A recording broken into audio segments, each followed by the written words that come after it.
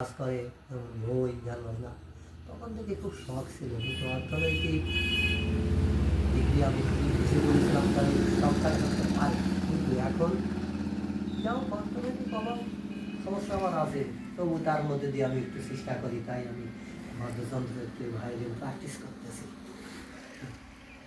Violin practice করি, গুরুর কাছে যাই, ওই গুরু আমাকে। আচ্ছা, আর ভায়োলিন নিয়ে মানে স্বপ্ন কতদূর, মানে কি হওয়ার ইচ্ছা? কি মানে ইচ্ছে আমি যদি আনন্দ ভাবো, যদি কিছুটা আমি উন্নতি করতে পারি, তাহলে হয়তো লোকে আমার বাজনা শুনে যদি তারা একটু আনন্দ পায়, তাতেই আমার সার্থকতা। তাতেই মনে করবো না, সঙ্গীত জগতে একটু মোটামুটি আমি শ্বাস পেয়েছি। তো বিশাল সমুদ্রের মতো সঙ্গীত জগৎ বড় সাধনার বস্তু। আচ্ছা, যারা যারা শিখতে চায় নতুন, তাদেরকে আপনি কি বলতে চান? মানে তাদের গান বলতে চাই, বাজনা যারা শিখছে মানে যে তাদের তো জীবনে কতটা আমার। প্রয়োজন, বা এটাকে কতটা বাঁচিয়ে রাখা দরকার বলে হ্যাঁ, মনে হয়? এটার প্রয়োজন আছে। সঙ্গীতের মাধ্যমে মানুষ ঈশ্বর প্রাপ্তি ঘটে। এই আমরা বলি ধ্যান, একটু জপার হোক, তীর্থ বড় ঈশ্বর লাভের জন্য কত কি কৃষ্ণটা না। সঙ্গীত যে সাধনা করে, এই সঙ্গীত সাধনার মধ্যেই সে ঈশ্বরকে খুব তাড়াতাড়ি ঈশ্বর দর্শন বা ঈশ্বরের অনুভূতি, ঈশ্বর সম্বন্ধে তার একটা ধারণা আসে যে না, আহা, তিনি আসেন। সুন্দর সুন্দর। সঙ্গীত এমনই এক জিনিস।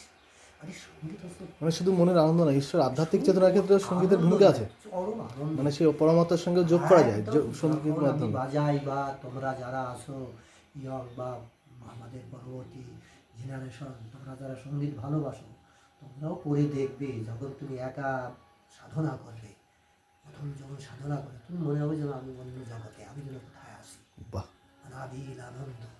এই সুন্দর আনন্দের মধ্যে যে কি আছে, যে সঙ্গীত ভালোবাসে, সাহিত্য ভালোবাসে, গান বাজনা ভালোবাসে, এবং এর মধ্য দিয়েই মানুষকে ভালোবাসতে হবে। তাদের থাকে মানুষের প্রতি, প্রকৃতির প্রতি, সঙ্গীত প্রতি চরম মমত্ববোধ এবং ভালোবাসা। আহা, সুন্দর। তা না হলে তো তারা এটা পারবে না। ঠিক। মনটাকে খুব ভালো রাখতে হবে, পবিত্র থাকতে হবে। এই তাদেরই হবে সঙ্গীত সাধনা, অন্য কারণ হয় না। এই চরম সাধনা, এখানে কোনো ফাঁকির ব্যাপার নেই। আমি লোককে ঠকাতে পারি, মানুষকে ঠকাতে পারি, কাজে ঠকাতে পারি, কিন্তু এই সাধনায় ফাঁকি থাকলে হবে না। সে নিজেই বুঝতে পারবে, তাই না কি? আচ্ছা, ওই বৈলপোতায় ওই রতনদার একটা মন্দির আছে, জানেন কি? হ্যাঁ হ্যাঁ, রতন ওই বৈষ্ণব। হ্যাঁ হ্যাঁ হ্যাঁ, গেছেন কখনো মন্দিরে? কখনো গেছেন? ওর মন্দিরে যাইনি, তবে আমাকে বলে দেখাও। কোনোদিন যে দেখবেন, এমনি জাস্ট 10 মিনিট 20 মিনিট একটু সময়, কেমন জিনিস সত্যি নাকি ওর ছেলেকে আমি দেখবেন। পড়াতাম।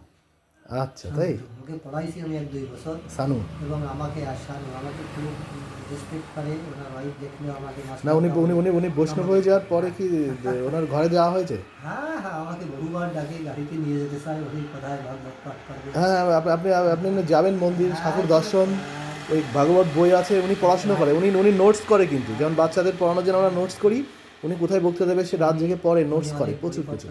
ওনার সংগ্রহে আছে। তো মানে সৎ পথে শুদ্ধ পথে চলার চেষ্টা করছে নাকি?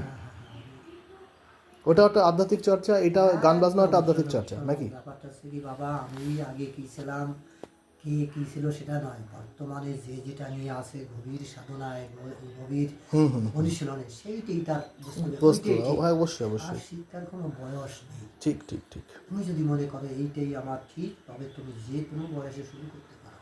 আমাকে অনেকেই বলেছে, ডিসপায়ার করে, হ্যাঁ এই বয়সে তুমি সঙ্গীত লাইনে করো।